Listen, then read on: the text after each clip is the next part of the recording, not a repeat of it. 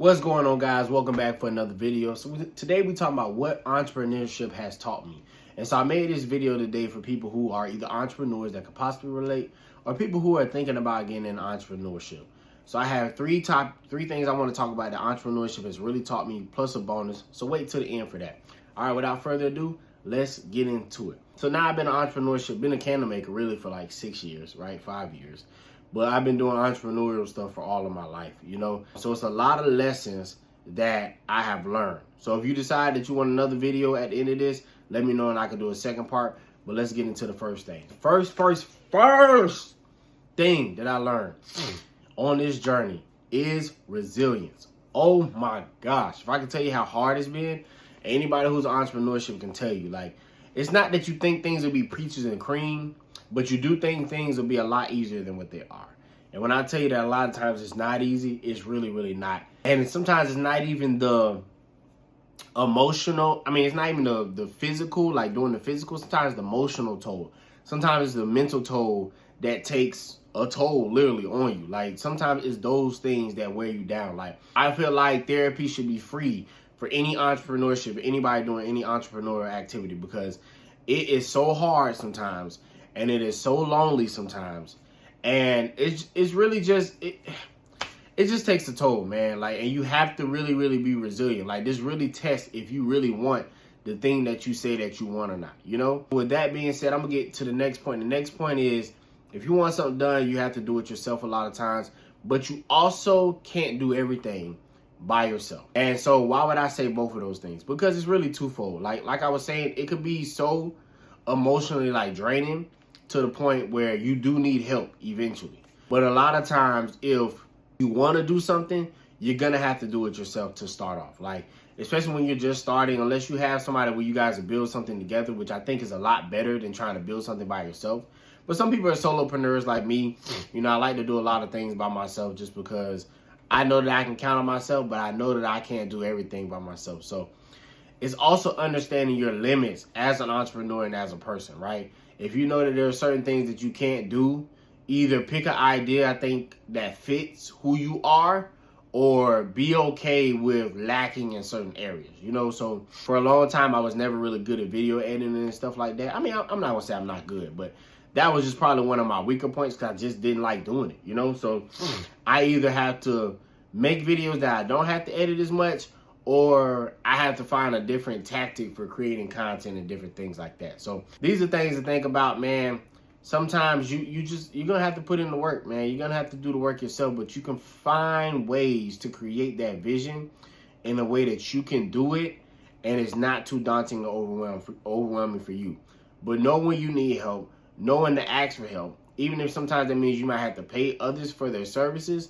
Know when you need to do that and you reach your limit. You know, one thing you don't want to do when building resilience and even working on things yourself is you don't want to overwhelm yourself to the point where it's like you break down. Yeah, where you just break down and you can't do it anymore. I've been there multiple times and you burn out.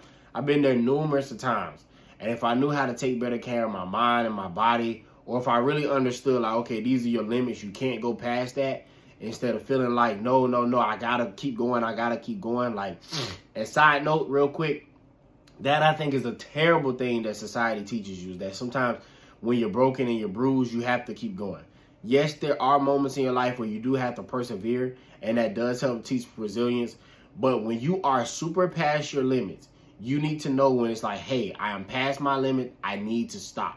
Because if you don't necessarily say that you're past your limits, unless it's somebody who is super duper aware, nobody's going to know that you're past your limits. And that is something that I wish I learned a long time ago, is knowing when my limits are and knowing when to just stop. You know what I'm saying? Or take a step back, regroup before proceeding forward. The third thing that I have learned being an entrepreneur is resourcefulness, right? So if I'm having to be resilient because things are hard, if I'm having to do a lot of things by myself and I'm having to learn, okay, what can I do versus what I can't do? Resourcefulness. And resourcefulness doesn't necessarily mean, okay, I don't need supplies and different things like that. It's not even always about supplies. Sometimes resourcefulness is just the way that you approach a situation. Like, it's really keeping it simple, stupid. Like, sometimes you just have to make things as simple as possible for yourself until you can add all of the glitz and glamours and stuff like that. Because when you're talking about entrepreneurship, you're talking about a long journey. You're talking about something that's really going to take you some time and probably some years to get done, depending on the idea. So especially if you want to like longevity and whatever you're doing, it just takes a while really just to build a foundation. The foundation itself probably takes the longest part instead of building the structure. Like your foundation is going to be everything. But understanding that as being resourceful, man, you don't need all the glitz and glamour. Don't waste your money on that at first because of the fact that you probably don't need it. You probably have more supplies than you need. But when I'm talking about resourcefulness, I'm really talking about like your limits. Like understanding like if these are the 3 core principles of my business, focusing on these 3 core principles. Don't do the 5, 6, 7 core principles. You don't need that. Focus on 1, maybe 1 or 2 things, 3 max of things you want to do, but really hone in because it's going to be hard for you to split your energy into all these different things. Like you're spreading yourself thin, you know? And this is why people say focus on one thing. But some of us, our mind is just like, do this.